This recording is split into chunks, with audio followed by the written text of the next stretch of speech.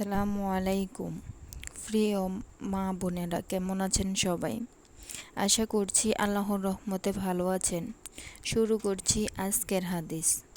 হজরত আবু জার রাদিয়াল্লাহু তাআলা হতে বর্ণিত আছে যে নবী করিম সাল্লাল্লাহু আলাইহি সাল্লাম এক হাদিসে কুদসিতে আপন রবের এই এরশাদ বর্ণনা করেন যে, হে আমার বান্দাগণ, আমি নিজের উপর জুলুমকে হারাম করিয়াছি এবং তোমাদের মাঝেও উহা হারাম করিয়াছি, সুতরাং তোমরা একে অন্যের উপর জুলুম করিও না।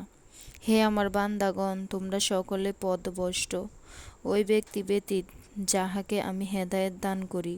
সুতরাং আমার নিকট হেদায়েত চাও, আমি তোমাদিগকে হেদায়েত দান করিব। হে আমার বান্দাগণ, তোমরা সকলেই ক্ষুধার্ত, ওই ব্যক্তি ব্যতীত যাহাকে আমি আহার করাই। সুতরাং তোমরা আমার নিকট আহার চাও, আমি তোমাদেরকে আহার করাইব। হে আমার বান্দাগণ, তোমরা সকলেই বস্ত্রহীন, ওই ব্যক্তি ব্যতীত যাহাকে আমি পরিধান করাই। সুতরাং তোমরা আমার নিকট বস্ত্র চাও, আমি তোমাদিগকে পরিধান করাইব। হে আমার বান্দাগণ, তোমরা রাত্র দিন গুনাহ করো, আর আমি গুনাহসমূহ মাপ করি।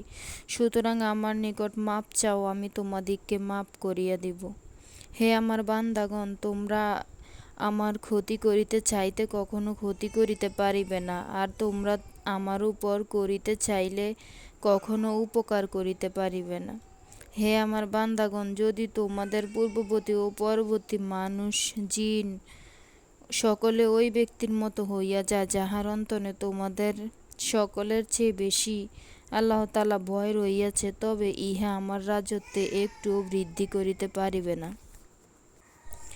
হে আমার বান্দাগণ, যদি তোমাদের পূর্ববর্তী ও পরবর্তী মানুষ, জিন সকলে খোলা এক ময়দানে একত্রিত হইয়া যায়, আমার কাছে চায়, আর আমি প্রত্যেককে তাহার চাহিদা অনুপাতে দান করি, তবে ইহাতে আমার ভাণ্ডারসমূহে এই পরিমাণ কম হইবে, যে পরিমাণ সমুদ্রের সুই ডুবাইবার উঠাইয়া সমুদ্রের পানি কম হইয়া যায়। এই সামান্য কম হওয়া কোনো দৈবত্ব বিষয় নয়। এমনিভাবে আল্লাহ তাআলার ভাণ্ডারসমূহে সকলে দেওয়ার কারণে কোনরূপ কম হয় নাই। হে আমার বান্দাগণ, তোমাদের আমলগুলি যাহা আমি তোমাদের জন্য সংরক্ষণ করিতেছি, অতঃপর তোমাদিগকে উহার পরিপূর্ণ বদলা দান করিব। সুতরাং যে ব্যক্তি আল্লাহর তৌফিকে নেক আমল করে, তাহার উচিত সে যেন আল্লাহ তাআলার প্রশংসা করে, আর যাহার দ্বারা কোনো গুণ হইয়া যায়, সে যেন স্বীয় নফসে তিরস্কার করে, কেননা নফসের প্রলোভনেই তাহার দ্বারা ঘৃণা প্রকাশ পাইয়াছে। মুসলিম হাদিস।